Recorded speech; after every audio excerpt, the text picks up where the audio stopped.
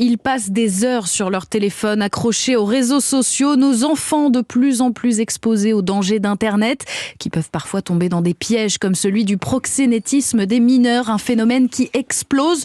Plus 70% de victimes en 5 ans selon le ministère de la Santé. Et c'est le choix de la rédaction d'Europe 1 ce matin. Nous allons tenter de comprendre ce qui mène à ces drames. Mais avant, écoutez le témoignage de cette mère de famille, Aline, dont l'aînée de 14 ans à l'époque a été prostituée pendant 1 an par son compagnon de 3 ans plus âgé.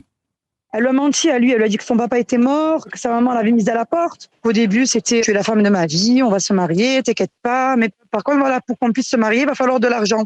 Et de là, c'est parti.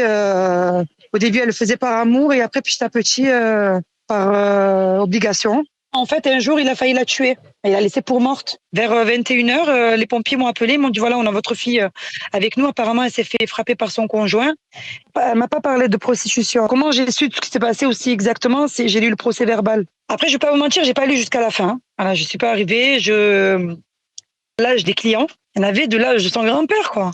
Ce qu'il demandait de faire. Voilà, au bout d'un moment, je me suis arrêtée, j'ai signé, j'ai dit c'est bon. Jusqu'à aujourd'hui, j'en ai pas parlé avec elle. Juste montrer que j'étais là et qu'on était prêts à tout pour qu'elle s'en sorte. On lui a volé son enfance. Quelque part, je me sens coupable parce que je me dis, j'ai pas réussi à comprendre ma fille.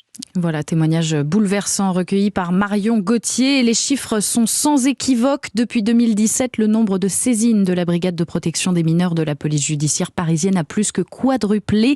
Gladys Lafitte, bonjour. Bonjour. Gladys, de quoi parle-t-on exactement ?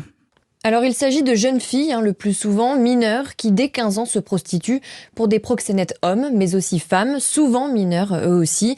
Les adolescentes sont recrutées sur les réseaux sociaux ou par des connaissances. Les jeunes proxénètes s'occupent de tout, logement, transport, contre une partie de leurs gains, quelques centaines d'euros.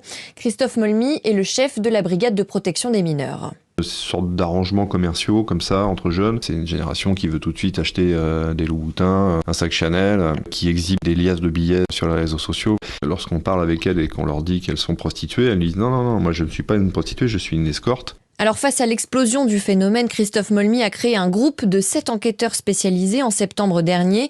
Karine en est la chef. Elle a appris à appréhender ses victimes au profil souvent de fugueuses, mais aussi le profil spécifique des proxénètes. Il y en a beaucoup qui font ça toujours en parallèle de petits trafics de stupes. C'est beaucoup plus facile que de faire un braquage, c'est beaucoup moins risqué. C'est des affaires où il faut apprendre justement à connaître un petit peu la personnalité de ces jeunes pour pouvoir ensuite arriver en audition à obtenir des informations. C'est pas forcément naturellement des jeunes qui vont dénoncer facilement des faits de proxénétisme. En effet, il ne s'agit pas de réseaux ultra organisés. L'argent gagné n'est par exemple pas réinvesti dans le circuit. Mais en 7 mois déjà, le groupe de lutte contre le proxénétisme des mineurs a réalisé des interpellations dans au moins 6 gros dossiers. Gladys Lafitte du service police-justice d'Europe 1, dossier de la rédaction à retrouver sur notre site internet europe1.fr.